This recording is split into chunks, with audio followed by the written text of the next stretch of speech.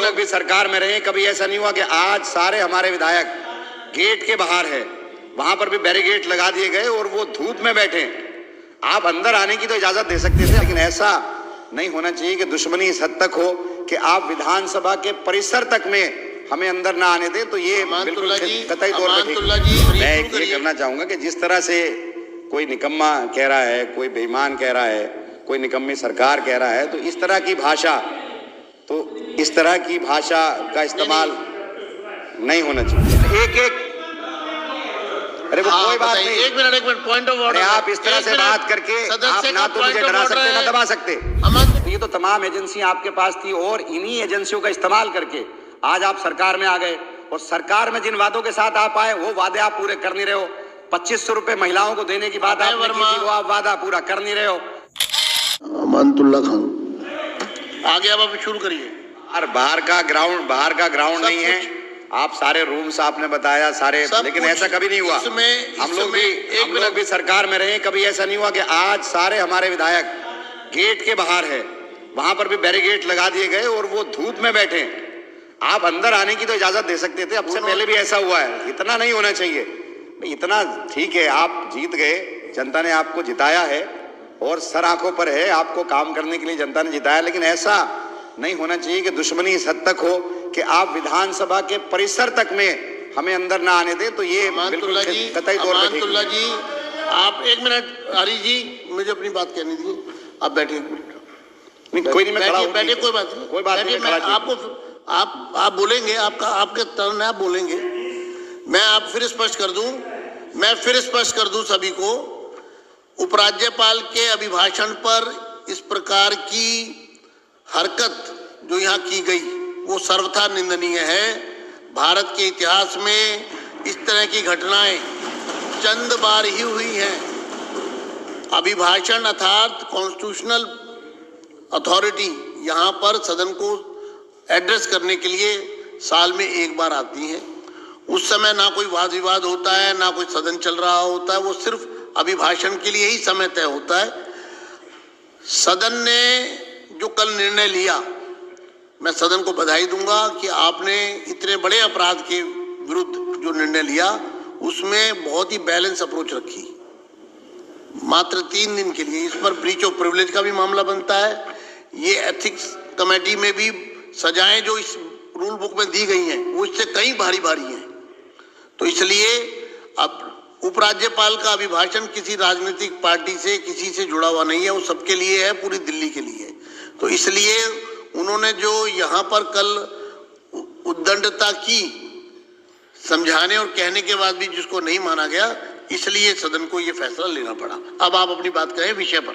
नहीं, देखिए, मैं तो ये चाहूंगा कि आप तमाम हमारे जितने भी साथी हैं आप उनको बुला लें। कई बार ऐसा हुआ है कि आपको बाहर भेजा गया, जब अनुरोध आपके दूसरे साथी ने किया तो हमने ओम प्रकाश जी को और दूसरे लोगों को आपके अनुरोध पर हमने बुलाया। तो मैं तो यही चाहूंगा कि वो सारे पार्ट हैं, और क्योंकि अभी जो है आपका डिप्टी स्पीकर का भी चयन होना है, उसका इलेक्शन होना है, तो उसमें अपोजिशन अगर नहीं रहेगा तो वो ठीक नहीं होगा किसी भी लिहाज से।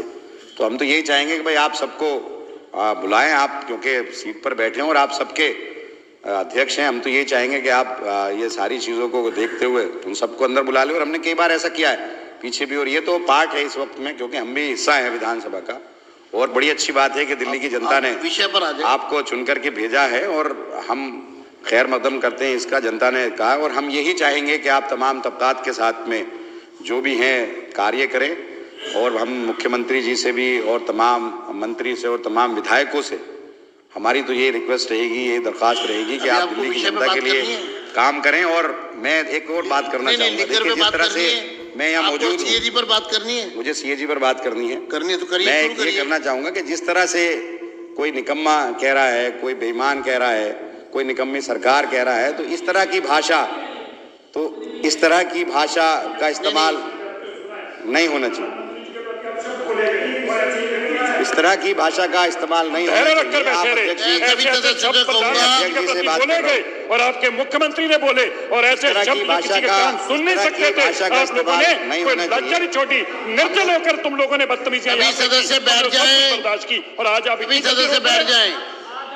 ओपी शर्मा जी कर्नल जी, सिरसा जी, आप विषय पर आ रहे हैं या मैं अगला मैं सीएजी रिपोर्ट पर बात कर रहा हूँ। सीएजी पर आइए।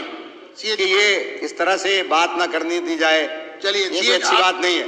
नहीं, आपको मैं मर्यादा दे रहा हूँ। हम लोग 5 मिनट जीत कर आए हो गए हैं, आप समय का सदुपयोग करें, सीएजी पर बात करें। देखिए, सीएजी रिपोर्ट सदन में पेश हुई और उस पर मैं चर्चा सुन रहा हूं और मैं देख भी रहा हूं कि सीएजी रिपोर्ट में जो कहा गया है, पिछले 2 साल से ये शराब घोटाले पर आए दिन ये तमाम चीजें आ रही हैं और हमारे दिल्ली सरकार के करैक्टर को जिस तरह से बदनाम किया गया, जिस तरह से करैक्टर असैसिनेशन किया गया, वो सबके सामने है। और आप इसी को करके आज सरकार में आए हैं। तो अब हम तो ये चाहते हैं कि जब आप सरकार में आ गए हैं तो आप जनता का काम करें, जनता के मुद्दों को भटकाए ना। आपने 2500 रुपए का वादा किया, 2500 रुपए की आप वादे को पूरा करें।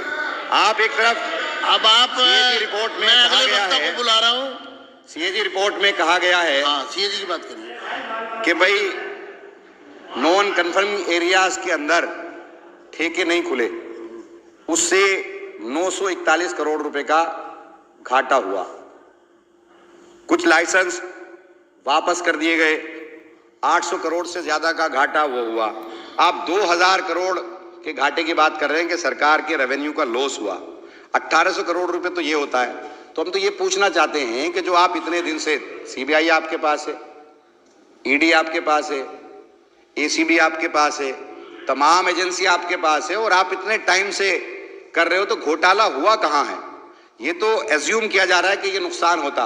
और जो इसमें 8 अध्याय हैं, 8 अध्याय के अंदर 7 में पुरानी जो पॉलिसी है उसके बारे में कहा गया है कि उसके अंदर जो कमियां थी वो कमियां बताई गई हैं और एक अध्याय के अंदर बताया गया कि ये इसके अंदर ट्रांसपेरेंसी थी। अगर ठीक से इंप्लीमेंट किया जाता तो ये लॉस नहीं होता बल्कि फायदा होता। पंजाब के अंदर यही पॉलिसी इंप्लीमेंट हुई, 1 साल में फायदा हुआ, दूसरी मर्तबा दूसरा फायदा हुआ और जो पहली पॉलिसी उसमें फायदा नहीं हुआ। बोल ले, फिर आप बोल ले। तो हम तो ये कहना चाहते हैं कि भाई आप तमाम और एक अरे वो कोई बात नहीं, 1 मिनट पॉइंट ऑफ ऑर्डर। आप इस तरह से बात करके आप ना तो मुझे डरा सकते ना दबा सकते।